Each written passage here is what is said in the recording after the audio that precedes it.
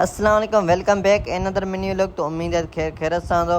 अॼु मौसम माशाल्लाह फर्स्ट क्लास जुड़ा लॻो पियो। त मथे छत ते वेंदा आहियूं त प्लेटूं थी वियूं ख़राबु मिटीअ में, पावर घटि पिजनि त पहिरियों प्लेटनि खे धोईंदा आहियूं, साफ़ु कंदा आहियूं पाणी सां, धोई करे पोइ थी वेंदी आहे गर्मी बि जाम। पोइ आउं वेंदो आहियां हेठि ईंदो आहियां त एसी बि चालू थी वेंदो आहे, अची एसी वारे रूम में वेहंदो आहियां। थोरी देरि खां पोइ ॿाहिरि निकिरंदो आहे त हीउ पखो हलंदे हलंदे बीह वेंदो आहे। पर हिनखे चेक कंदा आहियूं त नया जेके जोड़ हूंदा आहिनि उहे ख़राबु थी वेंदा आहिनि, पोइ जोड़ नवां कंदा आहियूं त पखो बि माशाल्लाह हली वेंदो आहे। मिस्त्री आहियूं मिस्त्री।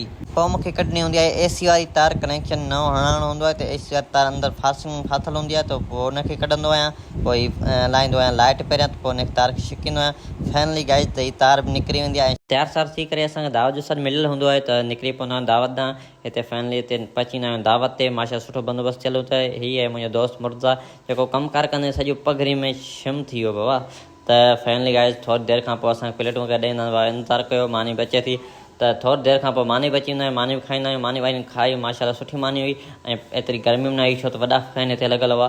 हीअ आहे मुंहिंजे दोस्त जो भाउ, जेको चवंदो आहे मूंखे बि व्लॉग में एड कयो, त हिन सां मुलाक़ात थींदी आहे। ॿिया बि दोस्त हुआ, उन्हनि खां आउं माज़रत थो कयां, उन्हनि जा वीडियो शूट कंदे मूंखां ग़लतीअ में सेव न थिया।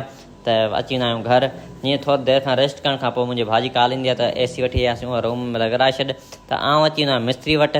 हिते हाकिम कलोड़ो आहे, त सुठो मिस्त्री आहे। हिते ईंदो आहियां त हिनखे चवंदो आहे एसी लॻाइणी आहे, नई एसी आहे, तव्हांखे हलो।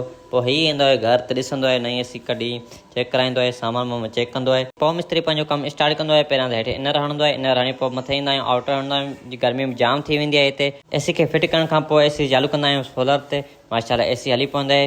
हिते कयूं था व्लॉग खे एंड। अगरि ही तव्हांखे व्लॉग पसंदि आयो हुजे त लाइक एंड सब्सक्राइब कंदा। मिलंदासीं नेक्स्ट व्लॉग में। ख़ुदा हाफ़िज़।